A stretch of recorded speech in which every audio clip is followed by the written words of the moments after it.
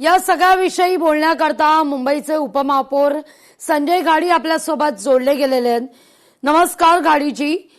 खरं तर trash boom या यंत्रणेकरता ही यंत्रणा अशी काम करते की जो कचरा नाल्यातला गाळ हा समुद्रात जाऊच नये, समुद्र स्वच्छ राहावा, समुद्र किनारे स्वच्छ राहावे याकरता ट्रॅश बूम ही यंत्रणा काम करते। मनपानं कोट्यवधींकरता याकरता खर्च केला, कंत्राट देऊ केलं, पण जुहू चौपाटीची काही अवस्था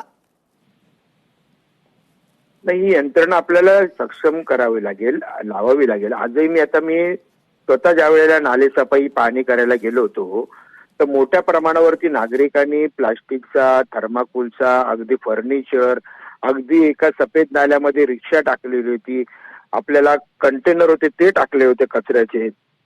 हे असं करून कसं चालेल? आणि हा सगळा जो कचरा आहे हा शेवटी आपल्याला समुद्राच्या पाण्यामध्ये जातो आणि त्यामुळे जुहू चौपाटी असेल किंवा वर्सोवा चौपाटी असेल, गिरगाव चौपाटी असेल, या चौपाटीच्या इथे हा तरंगता कचरा आहे। हा सगळा मग ज्या वेळेला आपली ओटी येते त्यावेळेला हा किनाऱ्यावरती येतो। त्यामुळे याच्यासाठी मुंबई महानगरपालिकेला आम्ही सूचना केलेल्या आहेत की आपण ह्या जे काही नाले आहेत, मोठे नाले आणि मध्यम नाले जे आहेत, यांच्या तोंडावरती आपल्याला जाळ्या बसवाव्या लागतील। आणि तसे 2-3 ठिकाणी हे चेंबूरला प्रयोगही केलेत।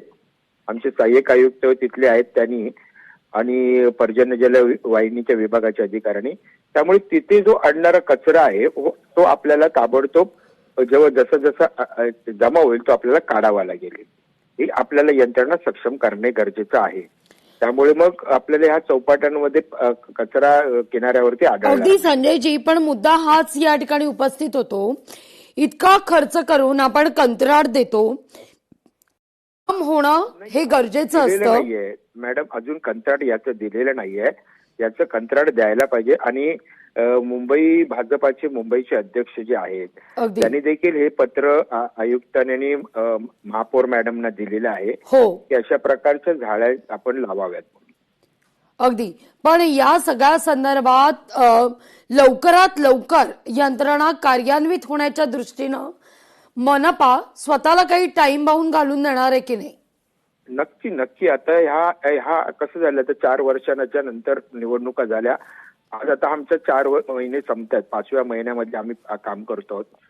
त्याच्यामध्ये पहिल्या पावसाळ्यामध्ये आम्हाला आमच्या काही कमी आहेत ते कळलं। आमच्या आयुक्त मॅडमने देखील स्वतःहून मान्य केलं की आमच्या काही सूक्ष्म चुका झाल्या, त्याच्यामुळे आम्हाला हे सोसावं लागलं। पुढच्या वर्षी आम्ही चांगल्या तयारीने आम्ही काम करू। आणि मला खात्री आहे की अश्विनी भिडे मॅडम या अतिशय चांगल्या कर्तबगार अधिकारी आहेत।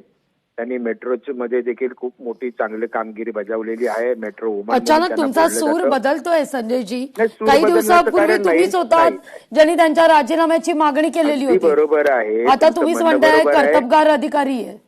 नाही नाही बघा, ज्यांनी ज्या क्षेत्रात जे काम केलं आहे, मेट्रोमध्ये काम केलंय ते उल्लेखनीयच म्हणावं लागेल। पण जो मेनोल मध्ये मृत्यू झाला त्याला त्याची जबाबदारी त्यांनी घेतलीच पाहिजे।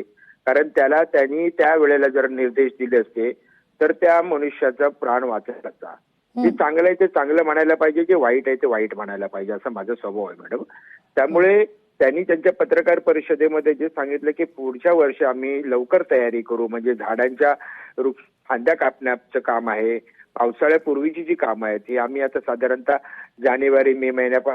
फेब्रुवारी महिन्यापासून आपण करू। या 4 महिन्यामध्ये आपल्याला निसर्गाने शिकवू।